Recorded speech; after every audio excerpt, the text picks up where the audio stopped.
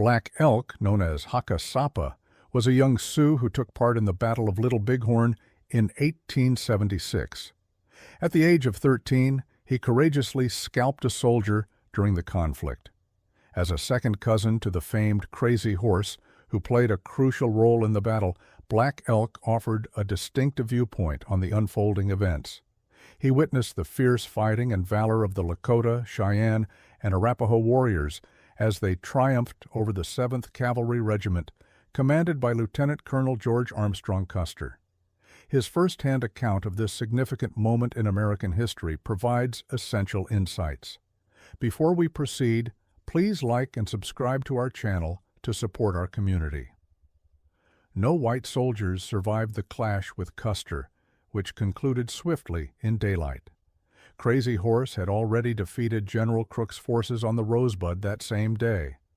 He could have easily overwhelmed Custer's troops had he chosen to gather more warriors from our villages and launch a dawn ambush, as they had camped under cover of night after their earlier fight. Earlier, he had repelled the cavalry that attacked our village on the Powder River during that frigid March morning in the moon of the snowblind. He then advanced westward to the Rosebud, where he successfully defended against another assault. Ultimately, he reached the valley of the Greasy Grass, our ancestral territory where we sought peace. 2 days before the battle, we set up camp in the valley along its southern bank before noon. Our village was extensive, with numerous teepees stretching far and wide.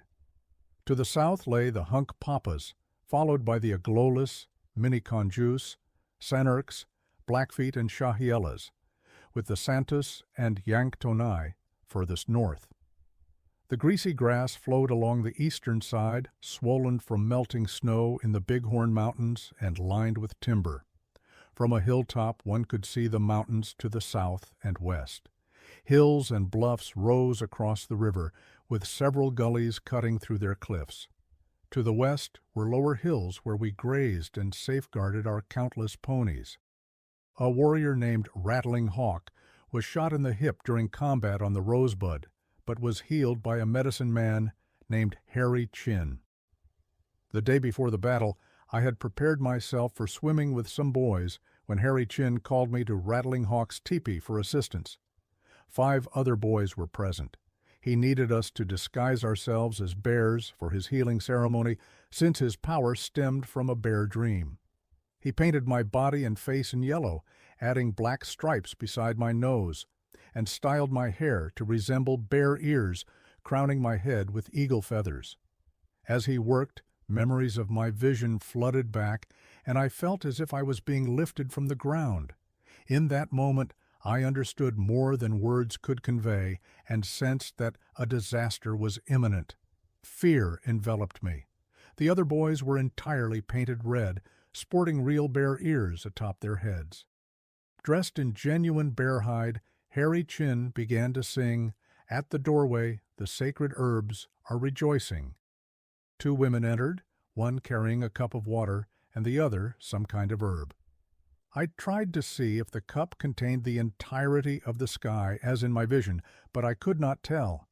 As Harry Chin continued to chant, while presenting the plant and cup to Rattling Hawk, they gave him a red cane, and he stood up immediately. Supported by this sacred stick, the injured warrior followed the women out of the tipi.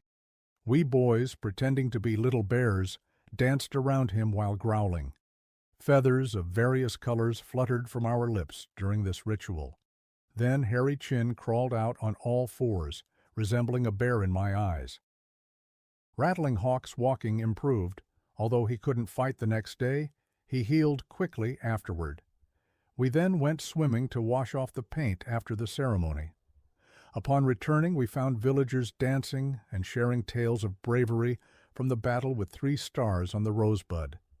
We were assigned to bring the ponies closer to the village as dusk approached. By the time we finished, night had fallen, yet the villagers continued dancing around fires in joyous celebration. We moved from one dance to another until exhaustion overtook us. At dawn, my father woke me, instructing me to accompany him to graze our horses.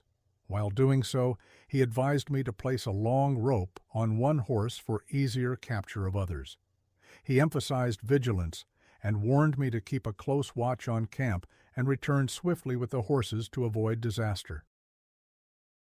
Several boys helped tend to our horses until midday, when the heat became unbearable. We decided to cool off in the water. My cousin kindly volunteered to stay with the horses until we returned. As I applied grease on myself, an unsettling sense of dread washed over me, as if something terrible was about to happen. Nevertheless, I joined the boys at the water's edge. To the west of our village, many people were busy digging turnips, while numerous others were already in the water. We had been in the water for a considerable time when my cousin brought the horses down to drink, the heat becoming unbearable. Suddenly, a crier's voice rang out from the nearby Hunkpapa camp. "The chargers are coming! They are charging!" This alarm echoed from camp to camp, reaching the Santis and Yanktonis, while an Oglala crier repeated the warning with increasing urgency. Everyone rushed to secure their horses, and we were fortunate ours were close by. My older brother mounted his sorrel horse and sped toward the Hunkpapas, while I rode a buckskin horse. When my father spotted my brother riding without his pistol, he hurried over, instructing me to retrieve it and return quickly. He also had my six-shooter, an heirloom from my aunt. I grabbed the firearms, mounted my pony, and followed my brother. Just beyond the Hunkpapa camp, a thick cloud of dust rose as many Hunkpapas, still wet from the river, ran about in panic. From this dust emerged soldiers on their powerful horses, appearing formidable as they fired their weapons. With his revolver drawn, my brother urged me to turn back. There was a thicket of brushy timber nearby where some warriors were gathering. He headed that way, and I followed.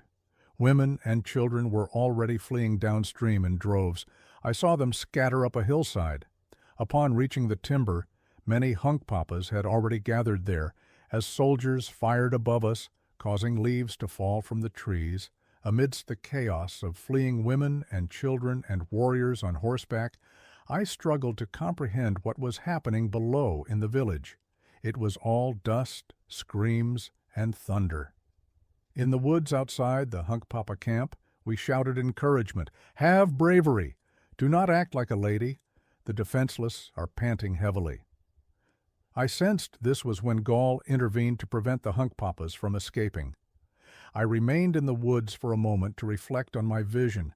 It filled me with purpose and made me feel that our army would triumph and that my people were like thunder beings. Then a loud cry pierced through the dust. "Crazy Horse is approaching!" His arrival was marked by eagle-bone whistles and shouts of "Hokahi," like a howling wind from the north and west. The valley darkened with dust and smoke, filled with shadows amid cries, hoofbeats, and gunfire. To my left, I heard soldiers' horses retreating into the brush as gunfire erupted around us. The horses broke through the undergrowth amidst a flurry of activity as men and horses moved upstream while shouting for urgency. We mingled together in the clamor as troops ran upstream. Although I couldn't see much, I witnessed a Lakota warrior charging at a soldier who had stayed behind to fight bravely. The Lakota seized the soldier's horse by its bridle, but was shot with a revolver. Being small made it difficult for me to push through to where soldiers were. Thus, I didn't kill anyone. Everything felt gloomy and chaotic. Too many people obstructed my view. Soon after, soldiers and numerous Lakotas became entangled in the river where it seemed like hail was falling. After emerging from the water, people started stripping dead soldiers of their clothes to wear themselves. One soldier on the ground still moved slightly. A Lakota rode up to me and said, "Boy, get off and scalp him." I dismounted and began to scalp him. His hair was short and my knife dull. As he ground his teeth in pain, I shot him in the forehead before taking his scalp. Many of our warriors pursued soldiers up a hill across the river, while others moved downstream. On a distant hill above Santee Camp, a large cloud of dust swirled with our warriors darting in and out like swallows amidst gunfire. I decided to show my mother my scalp and rode toward where women and children had gathered on the hill. On my way there, I saw a beautiful young woman among warriors heading into battle singing, "Brothers, now your friends have arrived. Be brave. Do you want to see me captured?" As I passed through Oglala camp, I spotted Rattling Hawk alone in his teepee with a gun in hand. He sang a mournful song, asking what he could do that others could not accomplish. When I reached the women on the hill, they sang and made tremolos to encourage fighters across the river. My mother gave me a special tremolo when she saw my first scalp. I lingered there with her, watching dust swirl on the opposite hill, where horses emerged with empty saddles. After showing my mother my first scalp, I spent time with the women as they sang and tremoloed. The thick battle dust obscured our view, but we knew that soon enough the soldiers would be defeated. Many boys my age and younger were present with their mothers and sisters, urging me to join them for the battle. We mounted our ponies and rode down toward the river, where we saw gray horses with empty saddles rushing into the water. Arriving at the mouth of a gulch leading up to the bluff where the fighting was occurring, we crossed the greasy grass. By the time we reached the scene, most soldiers were down, many already dead, though some still lived. More boys had gathered, and we began shooting arrows at the soldiers. I spotted one soldier writhing with arrows embedded in him and attempted to take his coat, but another man pushed me aside to claim it. Then I noticed something shiny on the soldier's belt and pulled it out, a round, bright yellow object that was beautiful. I fashioned it into a necklace. Initially it ticked, but then it stopped. I wore it for a long time before realizing what it was and how to make it tick again. The women began gathering around us as we climbed to the top of the hill. There lay dead gray horses, some piled atop soldiers and vice versa. We didn't see many of our own dead, since they had already been collected, but many of our men were killed or injured. The dust from the battle made it hard to see clearly, and I couldn't identify Pionhanska. I saw a soldier raising his arms and groaning, so I shot an arrow into his forehead, causing his limbs to twitch. I noticed some Lakotas trying to help another Lakota. Upon closer inspection, I realized it was Black Wasaku, Chase's brother, from earlier that day. He had been shot through his right shoulder, with the bullet lodged in his left hip while hanging off his horse when struck. They were administering medicine to him. He was my cousin, and both our fathers were so enraged by this that they went and killed a soldier, mutilating his body. The soldier was corpulent, and his meat looked appetizing, but we didn't eat any of it.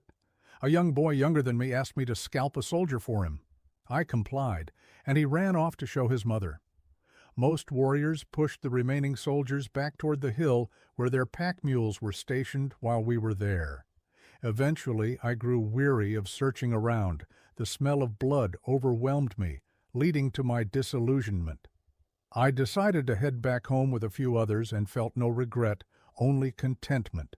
The soldiers had come to harm our families and us. This was our land. When I was in the brush with the Hunkpapas during the initial shots fired, I sensed that this would happen. I believed my people were connected to the thunder beings in my vision, and that the soldiers were foolish to come here. Everyone stayed awake throughout the night in the village. The following morning, another war party returned to the hill where the soldiers were, while those who had watched all night came home. My mother and I joined them, with her riding a mare and a little colt trotting alongside. We could see horses and pack mules up there, but the soldiers were well fortified. At the base of the hill, on the west side of the greasy grass, there were some bulberry bushes. A boy named Roundfool was running around those bushes. When we asked what he was doing, he said there was a white man hiding there.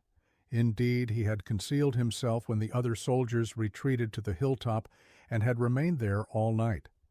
We began shooting arrows at him, feeling as if we were chasing a rabbit. He crawled from one side of the bush to the other while we ran around shooting at him. At one point he yelled, "Ow!" Eventually we set fire to the grass around the bushes, prompting him to flee. Some of our warriors killed him. After ascending to the rear of the hill where some of our men were stationed, we looked over but couldn't see the soldiers lying in their defenses. However, we did spot many dead horses and pack mules. As we returned down and crossed the river again, some soldiers fired at us, but missed.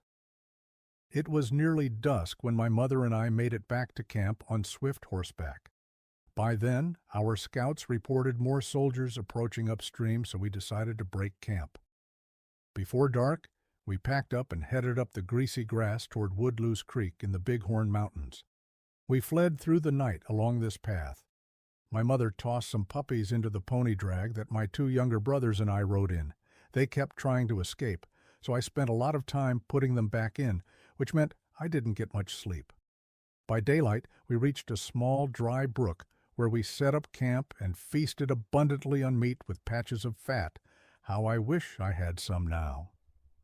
By midday, we set off again and arrived at Woodlouse Creek, at the foot of the mountains where we established camp. There, a man with severe wounds went into convulsions while repeating, "Giannini! Giannini!" I was uncertain about its meaning. He eventually died, and we came to refer to that place as Giannini's Camp. That evening, everyone grew restless and began shouting that the soldiers are coming. I glanced over to see what appeared to be troops approaching us. However, it turned out to be some of our own men dressed in soldiers' uniforms, simply enjoying themselves. Scouts reported that the soldiers hadn't followed us, and everything was safe now. Throughout the camp, large fires burned while kill dances continued all night. I hope this first-hand account provides you with a new perspective on the Battle of Little Bighorn and the Great Sioux War of 1876. Stay tuned for more videos like this. My aim is to share more first-hand accounts of different battles which took place in our country. Do have a great day, and I'll see you next time.